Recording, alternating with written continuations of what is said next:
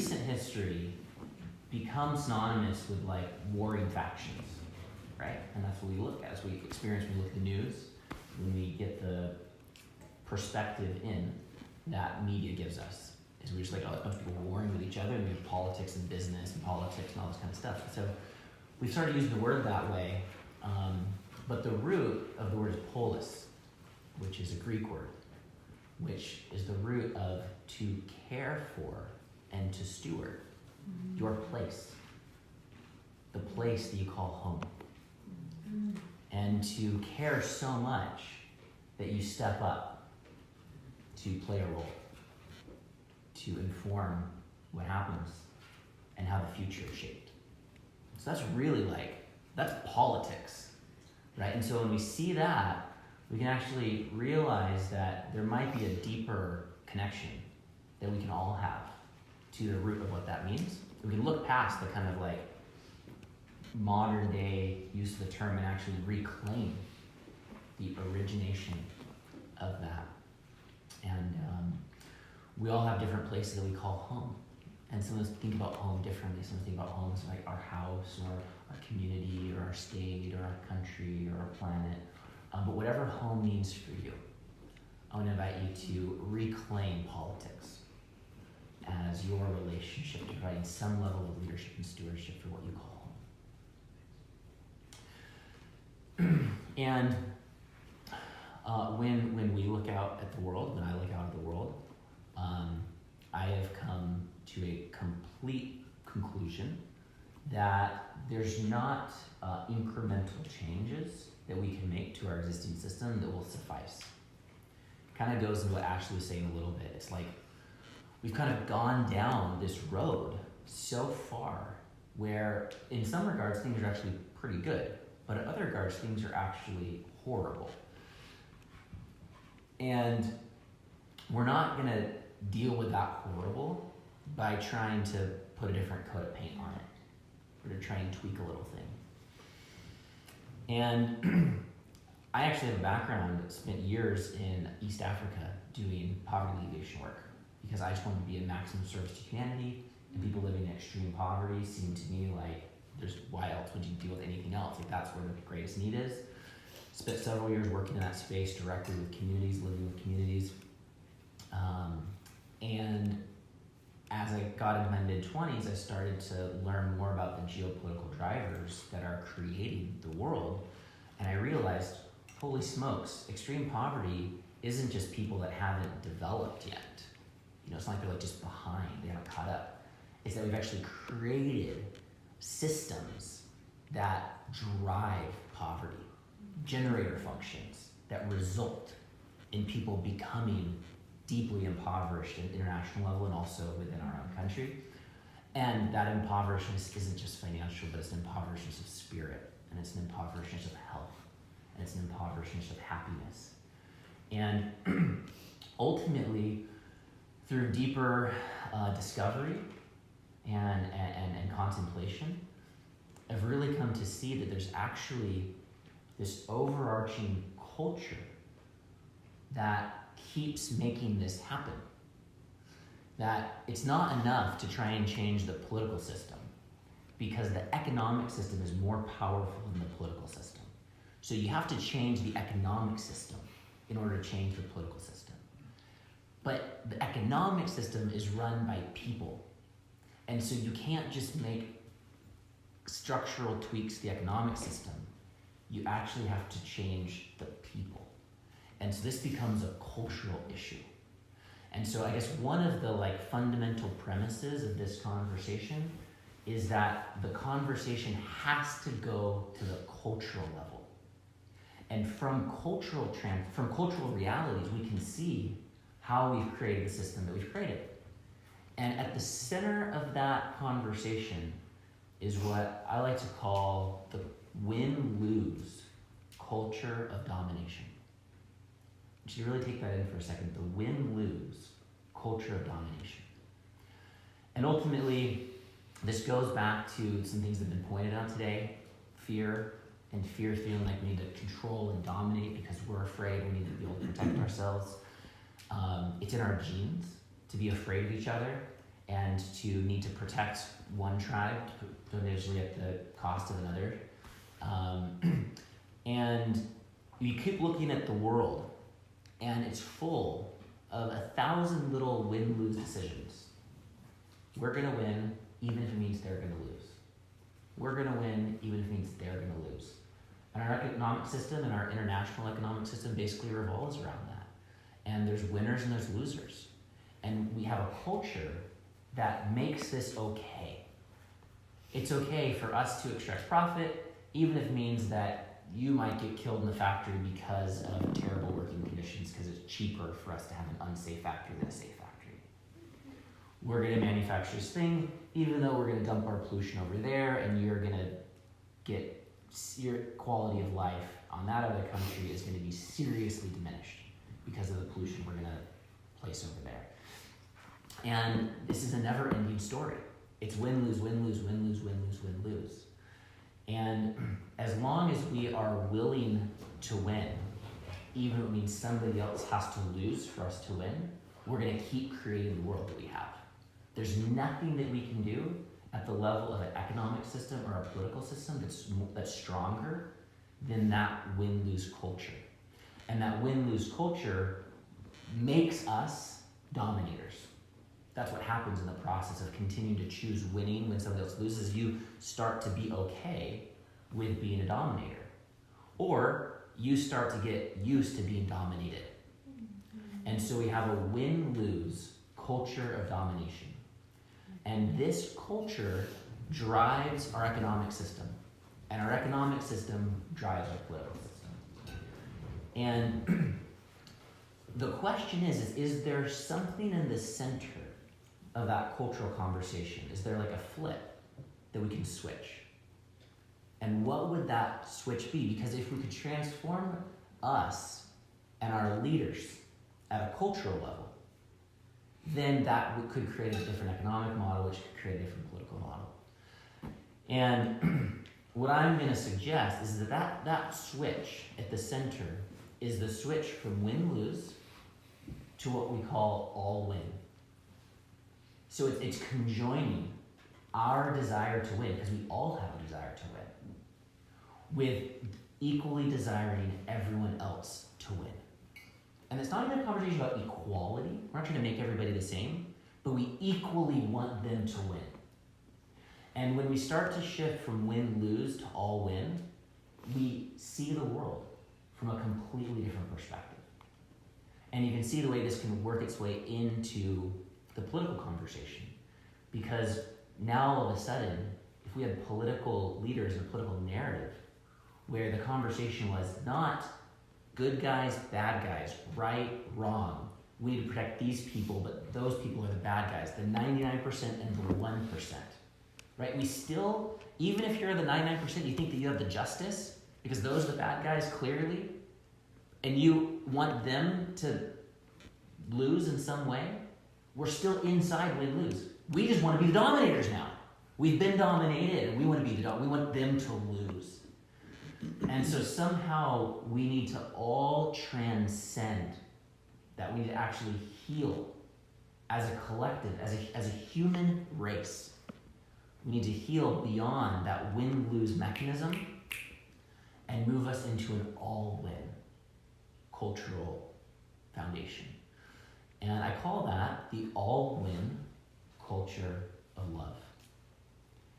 And I want to ground that concept of love in that very practical frame. That love is wanting everybody to win. And love is also realizing that winning looks very different for different people. So it's not wanting everyone to be the same. It's not wanting everyone to have the same thing. Love is wanting people to be able to have their choices and to be able to be on the path of aspiration that most inspires them so they can win. And so it's somehow this like intersection between what we know is capitalism, which is like, I want to win, and what we know is socialism, which is kind of like everybody gets what they need. It's neither of those things. It's celebrating the spirit of winning and the spirit of equality. And it's wanting everybody to win.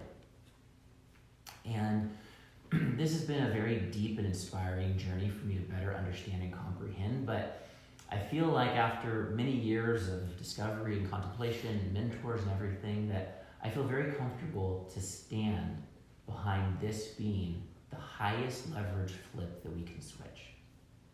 And that has a certain level of discipline because it requires us to not try and deal with the issue at the political level, and also not try and deal with the issue at the economic systems level, but actually to deal with the issue at the cultural level. And that, of course, starts with ourselves. And this win-lose culture lives inside of every one of us, and it lives inside of everybody, and each of us are at different stages of the journey of actually fully replacing that win-lose culture of domination with an all-in culture of love. And it requires certain skills to be able to embody this all-win culture of love. And there's 4 primary skills I want to mention. The first is you have to be able to think for yourself. You have to be able to find your own perspective. You can't authentically participate in the all-in culture of love if you're still stuck in groupthink. It actually requires that sovereignty of mind. You have to know yourself and know your own perspective and be able to speak clearly and confidently so that other people can receive your truth and your perspective. The second skill, once you're able to speak your perspective, you need to be able to let it go. And you will see situations from other people's perspectives, genuinely. Not kind of like, okay, I kind of get their point, but to put their entire world on, like you're going into virtual reality, so that you don't see people that are right or wrong or good or bad or smart or stupid. You actually just start to see the world from their perspective, which to them makes perfect sense. What they think about something, why they think about that way, based upon their past, based upon their trauma, based upon their upbringing, based upon everything they've been exposed to, their perspective makes perfect sense. So as long as we're judging other perspectives for being wrong, we're still in the win-lose culture. But if we transcend that, we learn how to start to take multiple perspectives and see things, life becomes very much more interesting. We start to look at problems, and this is one of the keys to surfacing solutions. The third skill is that we need to start to be able to consider things holistically. And holistic consideration is not for the faint of heart. And it's not an easy thing. There's not to be holistic or not to be holistic. Holistic consideration is a never-ending expansion of our awareness, a never-ending expansion of our consideration. And so to be holistically considerate is the desire, the earnest desire, to always take more into consideration. I want to take more perspectives into consideration. I want to understand how this thing will impact more people. I want to understand how this thing will impact ecosystems. I want to understand how this thing will have unintended impacts that I wasn't thinking about. I want to understand how this thing will impact the future, right? So as we start to, because we desire not to assert our opinion, but because we desire to holistically consider something, it keeps us asking more and more questions and making us more and more wise, and then position us to actually provide leadership because we've simply considered an issue more holistically than others may have. And the fourth skill is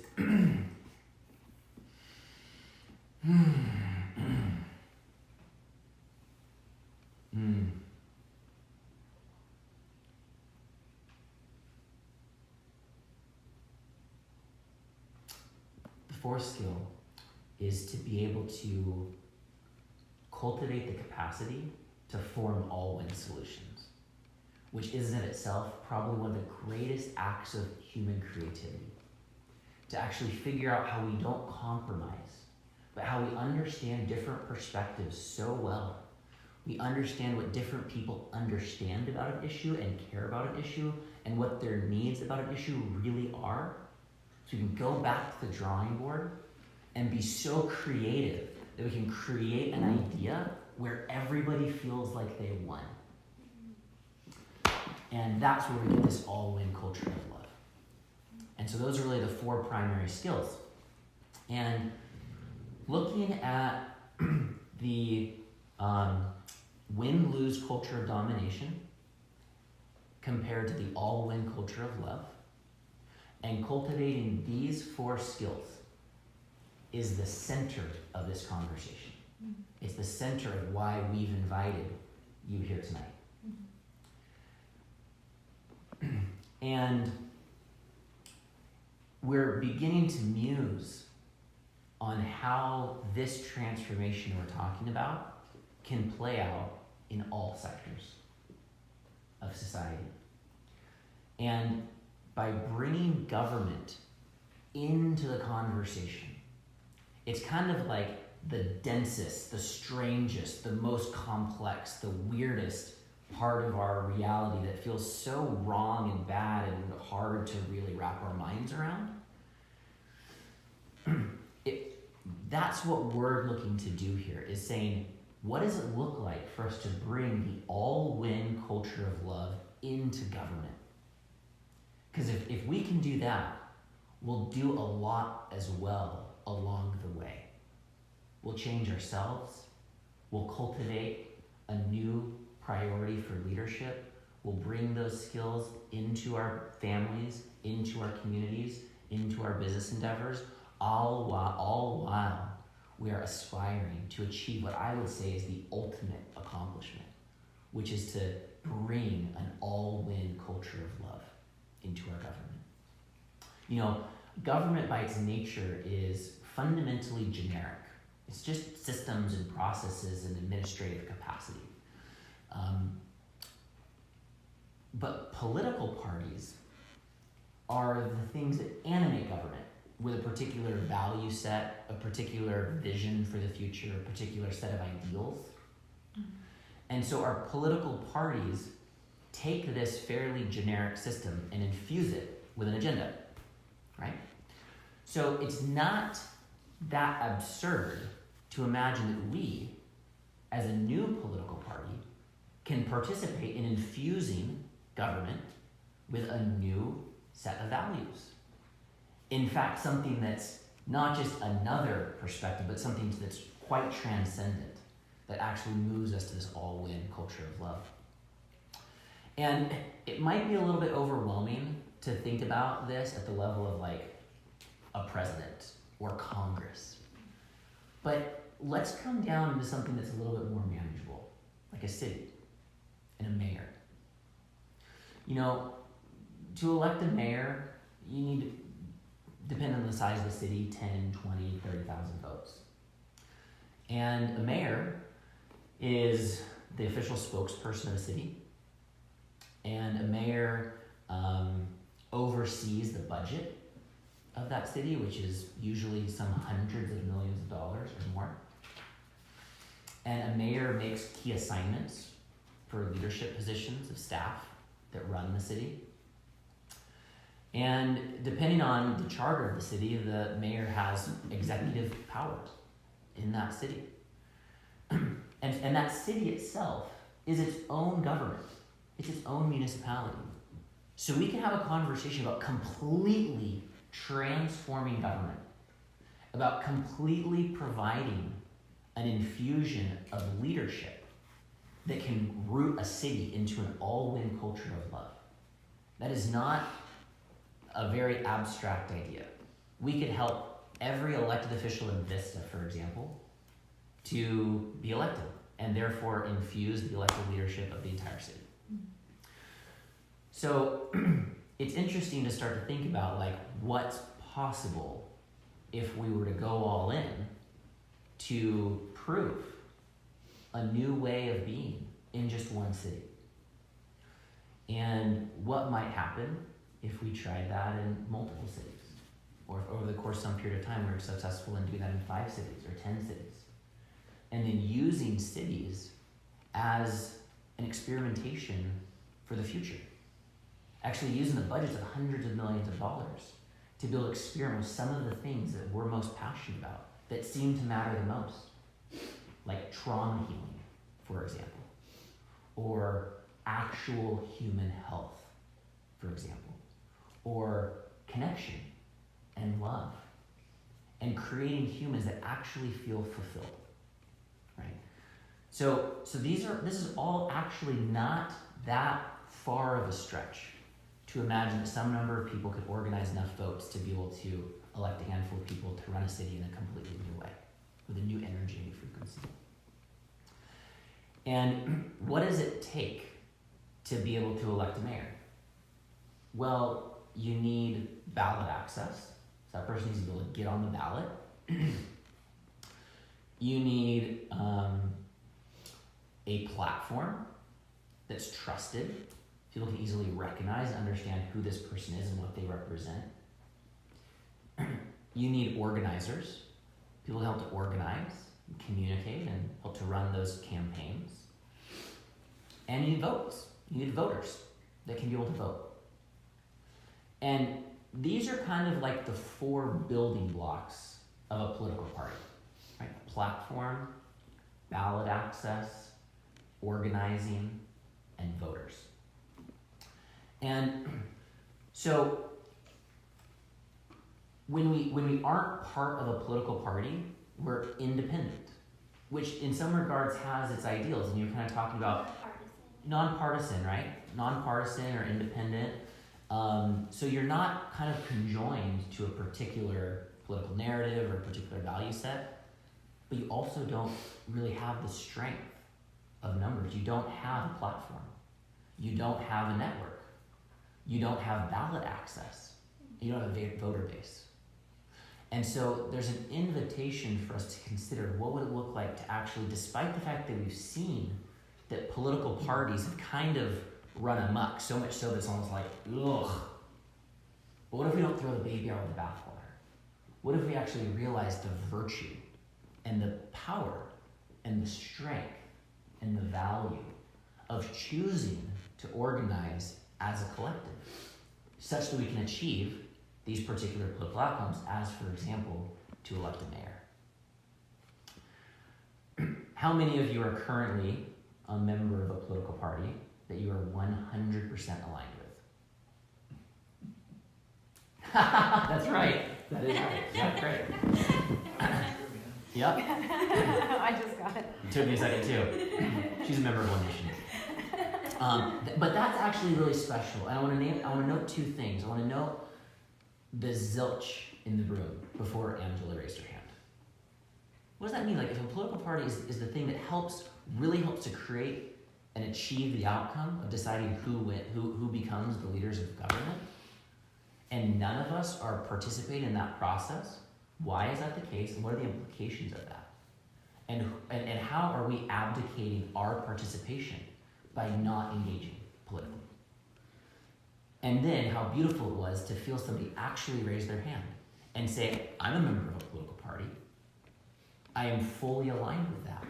And the way that I invest my time and my attention and my resource is me knowing that I'm in the game.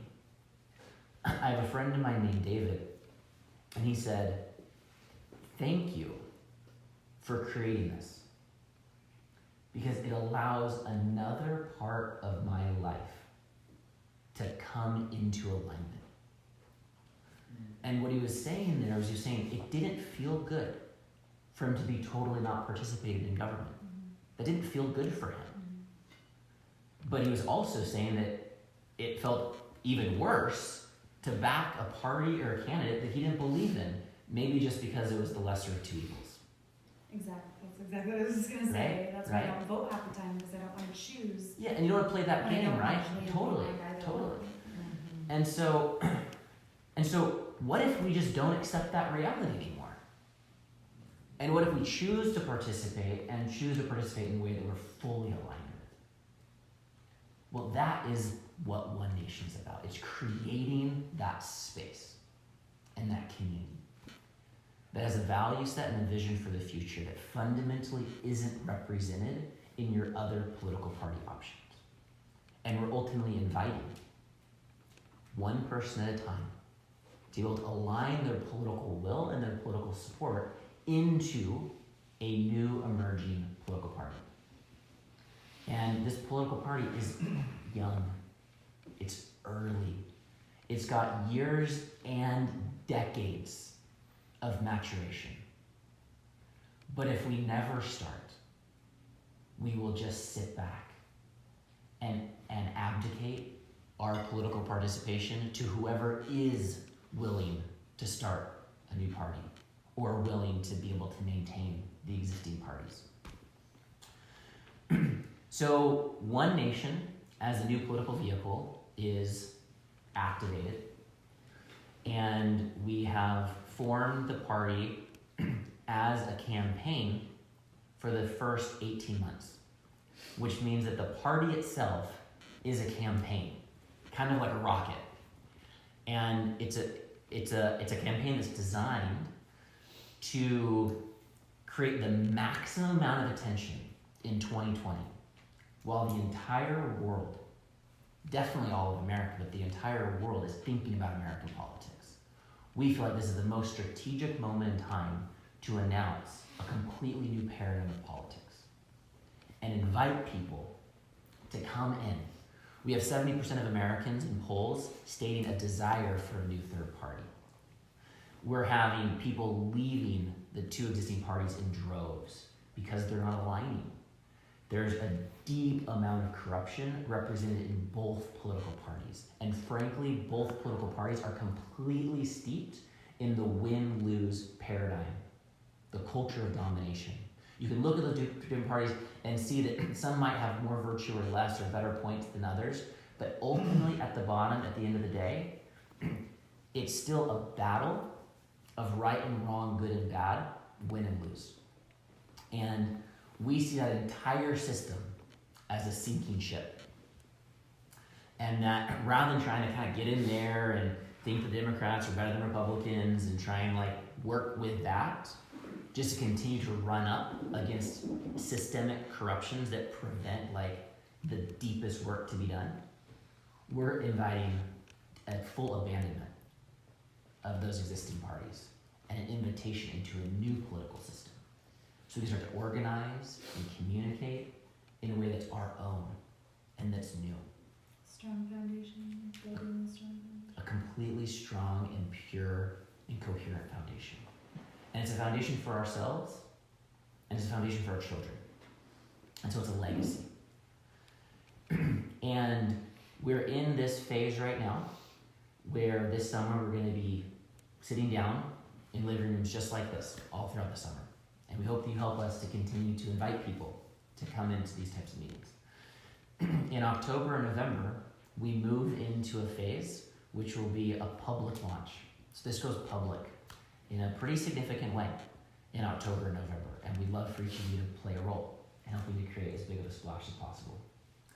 And then in 2020, things start to get extremely interesting as we go as big and as bad and as bold and as strong as we possibly can to communicate both the depth of the shadow and the problem of the systems of our society, as well as inspire people to think about things in a way they've never thought of before and actually begin to envision a thriving future for humanity and show how far the gap is between what we're doing and what's needed. And actually inspire and invite a radical movement of systemic transformation to occur in all sectors over the next 20 years so that we actually can recraft how our society works. That we can live in harmony with ourselves, our communities, and our planet. And all of that energy in the 2020 campaign is designed to maximize the size of our network. And I would like to have 1 million people in the network by the end of 2020. And I have every reason to believe that those people are ready and out there. Not even people need to be convinced, just people that need to be exposed. Mm-hmm. And in 2022, we begin to move in to our local governments. And in 2022, we have a vision of being able to run as many OneNation mayors as possible in cities all throughout the country And some of those will actually win. And others will build the network. Every time there's a new mayor campaigning in a new city, that's going to build the conversation. That's going to bring the awareness of the win-lose culture of domination and the all-win culture of love to more people. And we're going to be able to go into deeper conversations about cultivating those 4 skills that we talked about. So every campaign itself is creating intrinsic value, moving this movement of love forward while beginning to actually move us into government. And, who knows what's going to happen in the next couple decades? The world's probably going to get weird. And there might be some aspects of the systems that collapse, actually. And there's going to be some aspects of systems that transform. And there might be some things in the next couple decades that are actually really scary and really chaotic. And the world needs leadership. And I'm not saying that government is everything. But having people in positions of mayors and governors and state reps and congressional reps and sheriffs and the leaders of our counties to be in positions of leadership with access to the power that comes along with those positions to help to hold the field as we rebirth our society, as we go through the chaotic times ahead, and as we help to be able to shape and leverage that chaos in order to be able to allow for the transformation to come through, that's something that I'm really inspired by. When we look at government, a lot of times we see that it's about money, how we allocate budgets. I'm not saying money in like a negative way, it's actually how we allocate budgets is a massive part of what government does. And policies. And at the end of a policy, what a policy really is like how we conjoin human behavior with the state's legitimate use of violence, right? If you do these and these and these things, we can control your physical body and lock it up, right? We can inflict violence upon you based upon what is or isn't in the policy. It's really important to realize that policy is what informs how the state can legitimately use violence. So we see government as basically money and policies.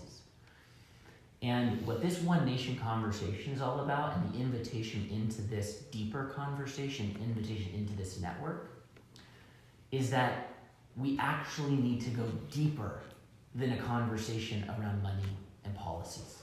That's too surface to actually do the work that we need to do in order to actually rebirth our world. Otherwise, we're just going to keep hacking at the leaves of the system as this bus just charges down the road and off of a cliff. It actually requires for us to get philosophical. We need to move into a philosophical space so that we can start to answer some of the most important questions and then reverse engineer what are the money and what are the policy implications of a new philosophical conversation. And what those philosophical conversations need to look at is how do we have a conversation about survival for all, right? What does it actually mean for us to be extincting species and potentially extincting ourselves? And actually move survival for all as a core philosophical aspect. What does it look like to create a society where we are standing behind dignity for all? Where we will not dehumanize anybody. Everyone deserves dignity. We don't have that society. What would that society look like and what would it require? What would it look like to create a society that had free choice for all? And that's not a statement about abortion. That's a statement about liberty. That's a statement about people that aren't incessantly manipulated.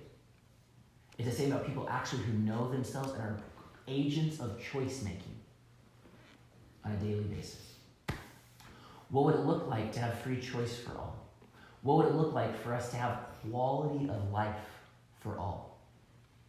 Such that the thing that we come together and talk about is how to help our quality of life to improve and how to help all people's quality of life. How do we have a conversation about quality of life? What makes a good quality of life? What quality of life do you want to have? And what are the implications of government on your quality of life? How do we have a conversation for quality of life for all?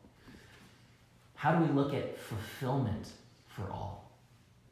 How do we look at happiness for all? Winning for all, and a bright future for all. These are deep questions, and these are the philosophical discovery processes that we need to be in, and by answering these questions, we're going to get insight on how to use money and how to use policy to help to be able to create and deploy that, because government is an administrative function. It's a deployment function. Government is a technology. Technologies expand our human will. You can have a will to go from here to there, and if you jump in a technology called a car, you can get there faster and when it's cold and raining. So it extends your will. Government is probably the most robust technology humans have ever invented. So we can now answer the question how to use technology to then expand our will and the efficacy of our will when we know how to answer those questions at a philosophical level.